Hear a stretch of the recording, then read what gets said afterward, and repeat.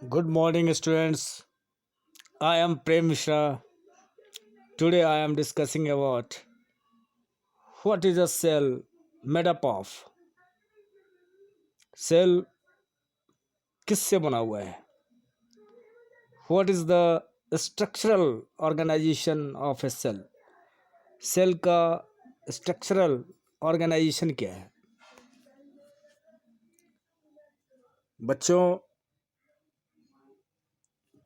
अब देखिए what is cell made up of. आपको ये मालूम होना चाहिए कि सेल जो है किससे बना हुआ है.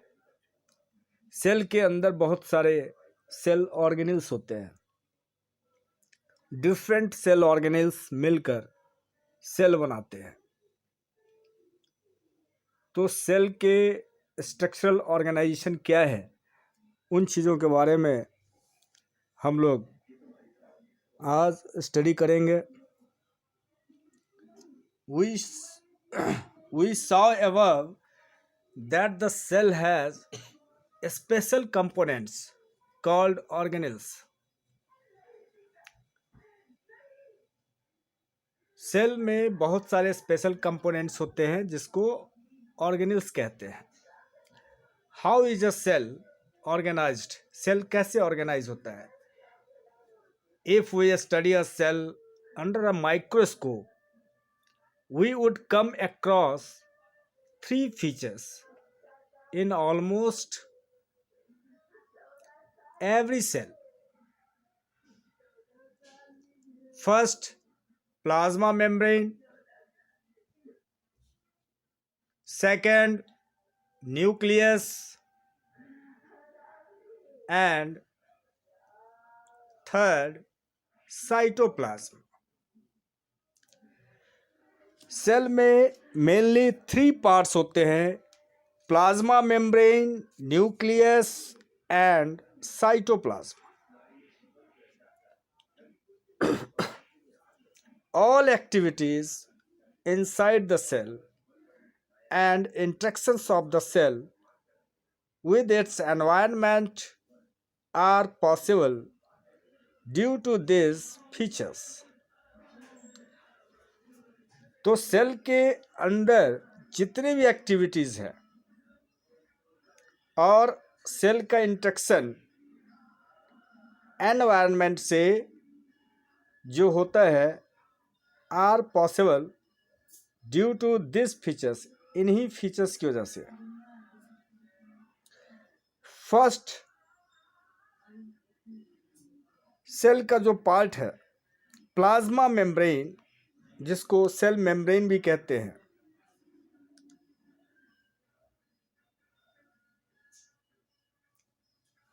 This is the outermost covering of the cell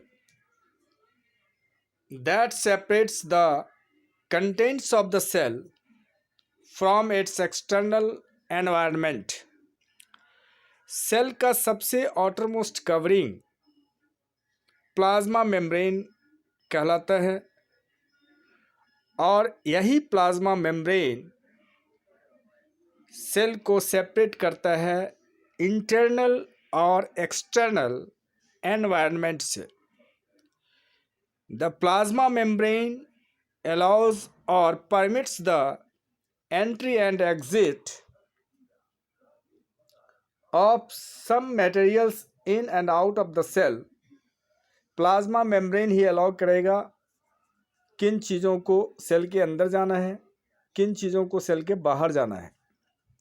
it also prevents movements of some other materials. ये कुछ मटेरियल्स को प्रिवेंट भी करता है, रोकता भी है.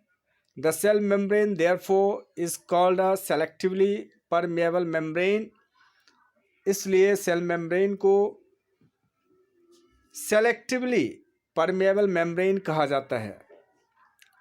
How does the movement of substances take place into the cell? कैसे सब्सटेंस का मूवमेंट सेल के अंदर होता है. How do substances move out of the cell? और कैसे सेल के बाहर सब्सटेंस बाहर निकलते हैं, यानी सेल के बाहर सब्सटेंस अंदर से बाहर जाते हैं। Some substances like carbon dioxide or oxygen can move across the cell membrane by the process called diffusion. अब यहाँ पर देखिए, जो सेल के अंदर जो कार्बन डाइऑक्साइड है वो बाहर कैसे निकलेगा, सेल के अंदर ऑक्सीजन कैसे आएगा, ये होता है डिफ्यूज़न। एक प्रोसेस है डिफ्यूज़न के through. We have studied the process of diffusion in earlier chapters. हम लोग अर्लियर चैप्टर में पढ़े थे डिफ्यूज़न के बारे में। एक प्रोसेस है।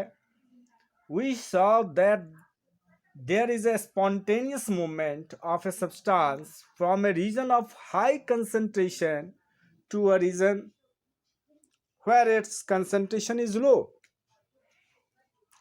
अब देखिए, सेल के अंदर जैसे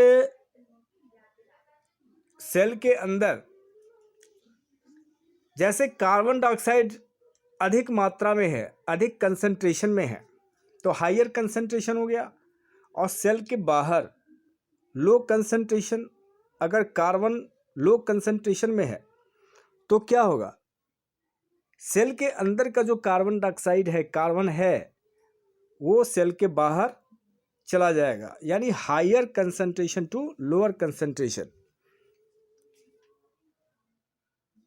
ठीक सिमिलरली ऑक्सीजन अगर बाहर से अंदर आता है, इट मीन्स बाहर का ऑक्सीजन का कंसंट्रेशन हायर है कंपैरिजन टू इंटरनल सेल के अंदर का कंसंट्रेशन, यानी ऑक्सीजन का जो कंसंट्रेशन है वो लो है। ठीक है, तो कोई भी चीज़ higher concentration to lower concentration ही मूव करता है। Something similar to this happens in the cell when, for example, some substance like CO2, which is cellular waste and requires to be excreted out by the cell, accumulates in high concentration inside the cell. अब देखिए, CO2 क्या है, wasting materials है। ये cell के अंदर consume नहीं हो रहा है, सेल के अंदर एक्यूमुलेट हो गया, जिसकी वजह से ये हाई कंसंट्रेशन में ये डिपॉजिट हो गया इनसाइड द सेल, मतलब सेल के अंदर हाई कंसंट्रेशन में एक्यूमुलेट हो गया, जमा हो गया। In the cells external environment the concentration of CO2 is low as compare to that inside the cell. Cell के अंदर जो कंसंट्रेशन है उसके कंपेयर में बाहर का CO2 का कंसंट्रेशन क्या है, लो है।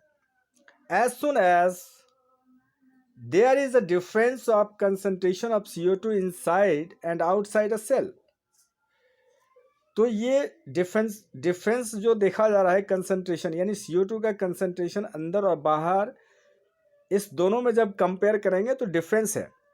CO2 moves out of the cell, cell के बाहर CO2 मूव्स करेगा from a region of high concentration to a region of low concentration outside the cell by the process of diffusion.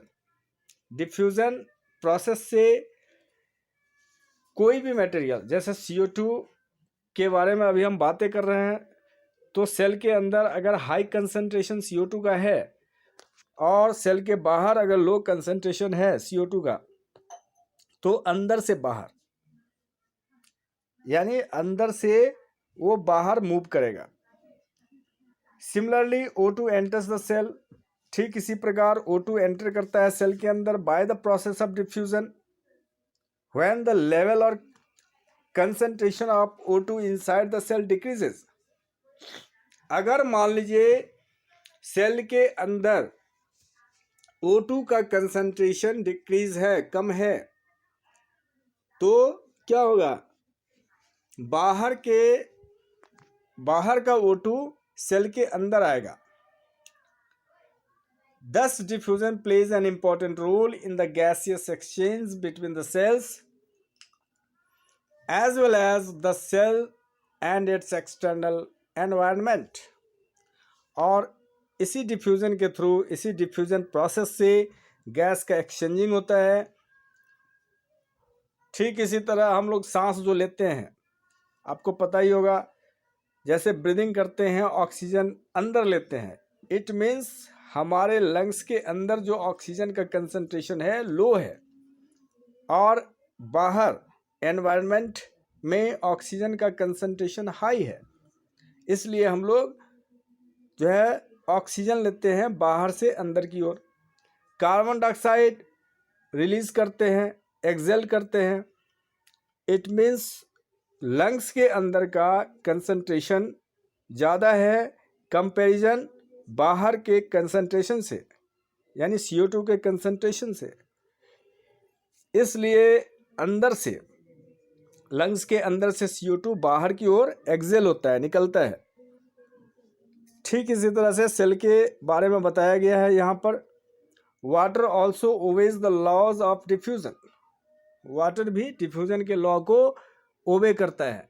The movement of water molecules through such a selectively permeable membrane is called, जो water का movement है water molecules का through such a selectively permeable membrane, यानी plasma membrane के through, is called osmosis. ये osmosis कहलाता है, osmosis. The movement of water across the plasma membrane is also affected by the amount of substance dissolved in water. Water का जो movement है plasma membrane को across करता है, इज ऑल्सो अफेक्टेड, ये अफेक्टेड होता है amount of substance dissolve in water. Water में कोई सब्सटेंस कितना घुला हुआ है, इसको देखते हुए मूवमेंट होता है। Thus osmosis is the passage of water from a region of high water concentration through a selectively permeable membrane to a region of low water concentration till equilibrium is reached. अगर cell के बाहर water concentration high है और cell के अंदर water concentration लो है, तो बाहर से अंदर की ओर मूव करेगा। वो तब तक मूव करेगा जब तक दोनों एनवायरनमेंट, एक्सटर्नल और इंटरनल दोनों, जब तक इक्वल ना हो जाए। बच्चों, what will happen if we put an animal cell और a plant cell into a solution of sugar और साल्ट इन वाटर। एक बीकर लीजिए, एक बीकर के अंदर चीनी या पानी का सॉल्यूशन बना लें, उसके अंदर कोई सेल डालकर हम देखें जो क्या होता है। One of the following 3 things could happen. इसमें 3 चीज़ें हो सकती है। पहला, first, if the medium surrounding the cell has a higher water concentration than the cell, cell के कंपैरिजन में अगर हायर वाटर कंसंट्रेशन है, अगर मीडियम में हायर कंसंट्रेशन है, that the outside solution is very dilute, और आउटसाइड सॉल्यूशन जो है बहुत ही डाइल्यूट है, उसमें कंसंट्रेशन कम है, the cell will gain water by osmosis. तो सेल क्या होगा, वो वाटर को गेन करेगा। ध्यान दीजिए, if the medium surrounding the cell has a higher water concentration than the cell, एक ऐसा सॉल्यूशन जिसमें नमक हो या पानी या चीनी हो घुला हुआ, उसके अंदर कोई सेल रख दे। सेल का मतलब कोई भी रेजिन्स, किशमिश रख दें या एग सेल रख दें, उसका आउटर कवर हटाकर, तो आप देखेंगे जो अगर सेल के अंदर इनसाइड लो कंसंट्रेशन है, और बाहर हाई कंसंट्रेशन है, तो क्या होगा, सेल जो है वो गेन करेगा वाटर गेन करेगा बाय ऑस्मोसिस के through. Such a solution is known as hypotonic solution. और ऐसे सॉल्यूशन को हम लोग क्या बोलते हैं, hypotonic solution. Water molecules are free to pass across the cell membrane in both direction, but more water will come into the cell than will leave। अब कह रहा है वाटर मॉलिक्यूल्स आर फ्री, अगर फ्री है, to pass across the cell membrane, cell membrane के pass करता है, in both direction, दोनों डायरेक्शन में, लेकिन but more water will come into the cell, अधिक वाटर जो है सेल के अंदर आएगा, देन विल लीव, और थोड़ी मात्रा में वो बाहर वाटर जाएगा। The net overall results is that water enters the cell is likely to swell up। तो इसमें रिजल्ट ये आया, जो पानी ज़्यादा गया सेल के अंदर, निकला कम, तो क्या होगा, स्वेल हो जाएगा, स्वेल अप मतलब थोड़ा सा सेल बड़ा हो जाएगा। अब देखिए, if the medium has exactly the same water concentration as the cell, अगर मीडियम में और सेल के दोनों के अंदर वाटर कंसंट्रेशन अगर सेम है, there will be no net movement of water across the cell membrane, तो यहाँ पे कोई भी मूवमेंट नहीं होगा। Such a solution is known as isotonic solution, और ऐसे सॉल्यूशन को आइसोटोनिक सॉल्यूशन कहते हैं। Water crosses the cell membrane in both direction, but the amount going in is the same as the amount going out. So there is no overall movement of water. The cell will stay the same size. यहाँ पे क्या है, water जो है cross किया cell membrane को, दोनों direction में हो रहा है, लेकिन amount going in is the same, जितना वो अंदर अमाउंट जाता है उतना ही अमाउंट गोइंग आउट, उतना ही बाहर निकलता है। तो ओवरऑल मूवमेंट ऑफ वाटर क्या है, नो, कोई मूवमेंट नहीं, जितना गया उतना बाहर निकला, यानी the cell will stay the same size, cell जो है सेम साइज रहेगा। तीसरा point, if the medium has a lower concentration of water than the cell, अगर मान लीजिए मीडियम जो है लोअर कंसंट्रेशन है वाटर का, यानी उसमें कंसंट्रेशन, जैसे उसमें नमक या चीनी कम हो, फ्री वाटर जो है वो ज़्यादा हो, तो if the medium has a lower concentration of water than the cell, cell के कंपैरिजन में, meaning that is a very concentrated solution, the cell will lose water by osmosis। Cell जो है क्या करेगा, वाटर को लूज करेगा by osmosis के through. Such a solution is known as a hypertonic solution.